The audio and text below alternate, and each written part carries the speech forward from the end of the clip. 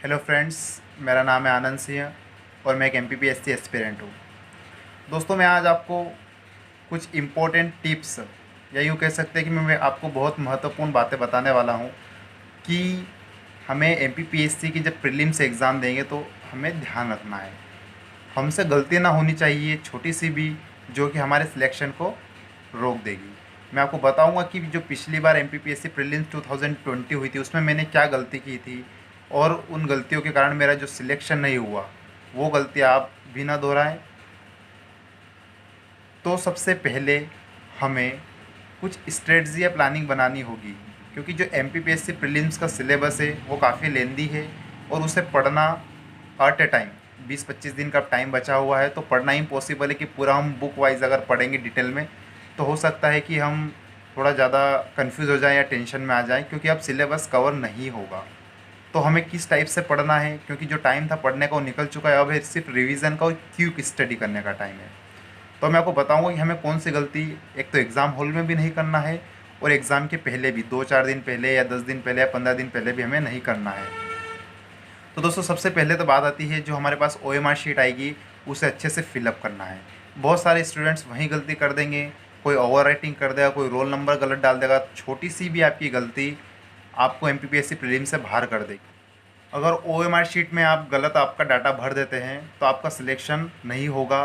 हो सकता है कि आपकी ओएमआर शीट कैंसिल भी हो जाए, क्योंकि अगर रोल नंबर ही गलत डाल दिया है या ओवर राइटिंग कर दी है, चाहे रोल नंबर की हो या दूसरी चीज़ की हो, तो उसका खामियाजा आपको भुगतना पड़ेगा। ये हो गई हमारी बात आंसर शीट की, ओएमआर शीट की, कि हमें ओएमआर शीट फिलअप करना है तो बिल्कुल ध्यान से फिलअप करना है। सो दोस्तों, ये तो चलो एक बात हो गई कि हमें ध्यान रखने वाली बात है, लेकिन अब जो कंपटीशन होगा वहाँ से कौन से स्टूडेंट्स प्रीलिम्स क्लियर कर पाएंगे और कौन से स्टूडेंट ऐसे होंगे जो 1, 2 या 3 नंबर से प्रीलिम्स में रह जाएंगे। जो 1, 2 या 3 नंबर से प्रीलिम्स में रह जाते हैं वो छोटी सी बहुत माइनर सी मिस्टेक कर देते हैं। वो मैं आपको बताने वाला हूँ कि वो मिस्टेक क्या है। अगर प्रीलिम्स अगर हमें क्लियर करना है तो सबसे पहले हमें हेजिटेशन, मतलब हमें घबराना बिल्कुल भी नहीं है। देखिए, जो पेपर एमपीपीएससी प्रीलिम्स का जो पेपर रहेगा वो बिल्कुल एक तरीके से हम देख सकते हैं कि अलग मोड में रहेगा। जैसे कुछ क्वेश्चन उसमें टफ रहेंगे, कुछ बहुत ज़्यादा सिंपल रहेंगे। तो वो सब चेक करते हैं, आपकी पर्सनालिटी चेक करते हैं, आपकी डिसीजन मेकिंग चेक करते हैं। ऐसा तो नहीं कि कोई स्टूडेंट जैसे क्वेश्चन गलत हो रहे हैं या मान लीजिए आपसे नहीं बन पा रहे हैं तो आप ज़्यादा घबरा तो नहीं रहे हैं। मान लीजिए कोई ज़्यादा सिंपल क्वेश्चन आ गया था तो ओवर कॉन्फिडेंट तो नहीं हो गए हैं कि मुझे सब याद है और आप जो सही है वो भी गलत लगा रहे हैं। तो जो प्रीलिम्स पेपर एक स्ट्रेटजी बनाता है पेपर की, वो कुछ इस टाइप से बनाता है कि वो आपको ऐसे क्वेश्चंस ज़रूर देंगे जो बहुत ज़्यादा सिंपल होंगे या बहुत ज़्यादा टफ होंगे, और कुछ क्वेश्चन आपके मीडियम वाले रहेंगे जो आपको बन पाएंगे या नहीं बन पाएंगे। सो हमें किस जगह क्या ध्यान रखना है। जैसे मान लीजिए कुछ क्वेश्चंस आपके 5-7 क्वेश्चन वो लगातार ऐसे देंगे जो आपसे बिल्कुल भी नहीं बन पाएंगे, या हो सकता है कि आपने कभी सुन भी नहीं रखे हो। तो उस स्थिति में हमें क्या करना है, हमें अपने आप पे कंट्रोल करना है, हमारे पल्स पे कंट्रोल करना है, हमें घबराना नहीं है। 5 क्वेश्चन 7 क्वेश्चन नहीं आ रहे हैं तो उसका हेजिटेशन हमें नहीं लेना है, क्योंकि अगर 5-7 क्वेश्चन के चक्कर में आपका पूरा पेपर बिगाड़ लेंगे। तो जो 5-7 क्वेश्चन आपको नहीं आ रहे हैं उसे हमें साइड में रख देना है और बाकी जो क्वेश्चन है उन्हें हमें बिल्कुल ठंडे दिमाग से करना है।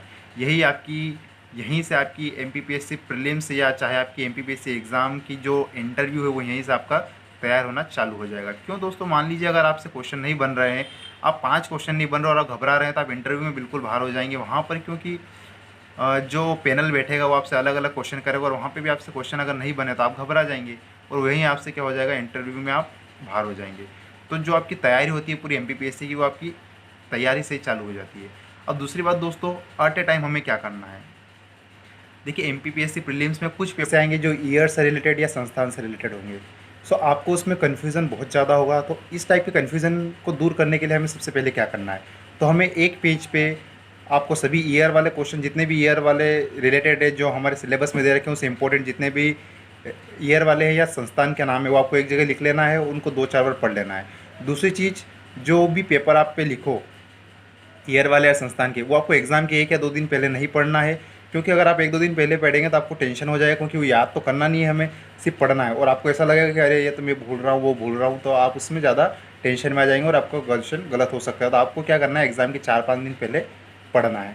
दूसरी चीज़ मैंने आपको बता दी थी दोस्तों कि हाइपर टेंशन नहीं होना, टेंशन नहीं लेना है वहाँ पे। अगर आपसे क्वेश्चन नहीं बन रहे हैं तो आपको टेंशन लेने की ज़रूरत नहीं है, क्योंकि जो आयोग होता है वो जानबूझकर ऐसे क्वेश्चन डालेगा जो कि आपसे नहीं बनेंगे, ताकि वो आपको चेक करना चाहता है कि आपकी पर्सनालिटी के साथ साथ आपकी जो डिसीजन मेकिंग है वो कैसी है।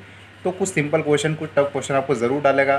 तो हमें टारगेट रखना है कि हमें 100 में से 75 प्लस सही करना है, हमें 100 में से 100 सही नहीं करना है। ये आपको बिल्कुल एक ध्यान रखना है। हमें 100 में 100 नहीं लाना है, हमें परफेक्ट नंबर नहीं लाना है, हमें सिर्फ सिलेक्शन लेना है, मतलब 75 प्लस नंबर लेके आना है। 75 प्लस अगर आप लाते हो या 75 के आसपास लाते हो, तो अगर आप जनरल कैटेगरी हो तो गारंटेड आपका सिलेक्शन हो जाएगा। लेकिन इस बार कंपटीशन ऐसा लग रहा है कि हाई होने वाला है, तो हो सकता है कि जो कट ऑफ हो 75 से 77 के आसपास भी हो सकता है। सो दोस्तों, बिल्कुल पढ़ाई हमें अच्छे से करना है। Best of luck to all my friends.